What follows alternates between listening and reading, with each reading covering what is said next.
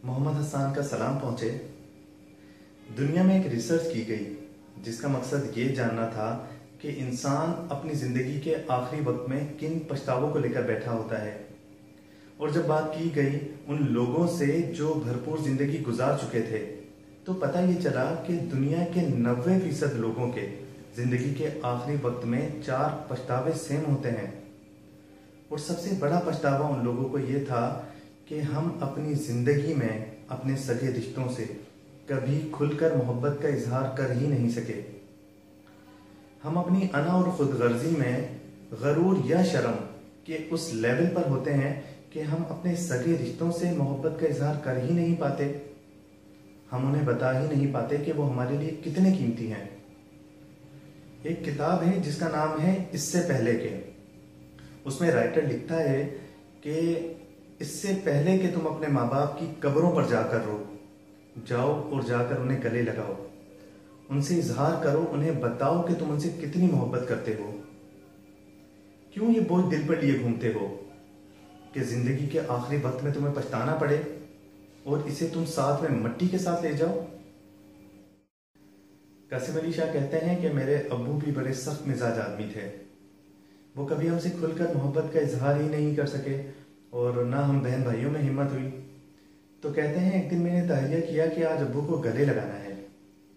मैंने पूरी हिम्मत जुटाई और उनके कमरे में गया। अब्बू जी चारपाई पर बैठे थे। मैंने कहा, अब्बू जी मैंने आपको गले लगाना है। अब्बू ने मेरी तरफ देखा और कहा, बेटा खैरियत तो है? मैंने कहा, जी अब्बू जी मैंने आपको गले लगाना है। वो कहते, बेटा अभी ईद पर तो लगे थे गले। मैंने कहा, नहीं अब्बू जी आज आपको गले लगाना है।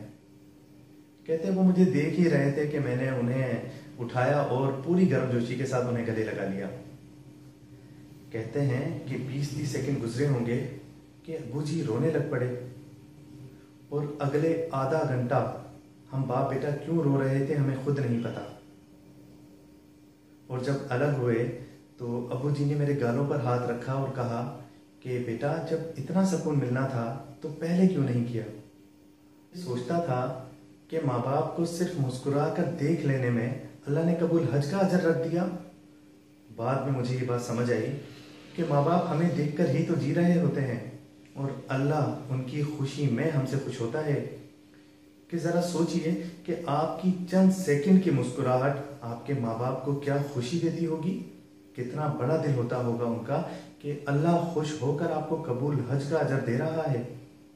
और याद रखिएगा कि ये कबूल हज का अजर आपके मुस्कुराने पर नहीं है, आपके मुस्कुराने से जो आपके माँ बाप की खुशी जुड़ी है उसका अजर है ये। तो सोचिए कि जब आप माँ बाप को गले लगाएंगे, उनसे लाड करेंगे, उनसे मोहब्बत करेंगे, तो इसमें क्या क्या सरप्राइजेस छुपे होंगे। दुनिया और आखिरत की तमाम खुशियां, तमाम भलाइयां हैं इसमें।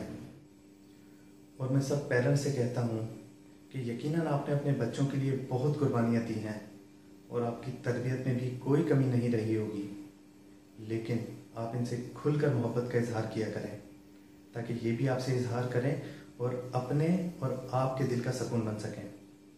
और अगर आपको लगता है कि बच्चों की तरफ से पहल मुमकिन नहीं है तो मैं आपसे रिक्वेस्ट करता हूँ कि ये पौधा आप खुद लगाइए और वक्तन फ़वक्तन इसे मोहब्बत के इजहार का पानी देते रहिए ताकि आपकी नस्लें भी इसकी छाँव में बैठकर फैज़याब हों। अपना ख्याल रखिए, खुश रहिए, लोगों में आसानियाँ बांटिए। जज़ाकल्लाह।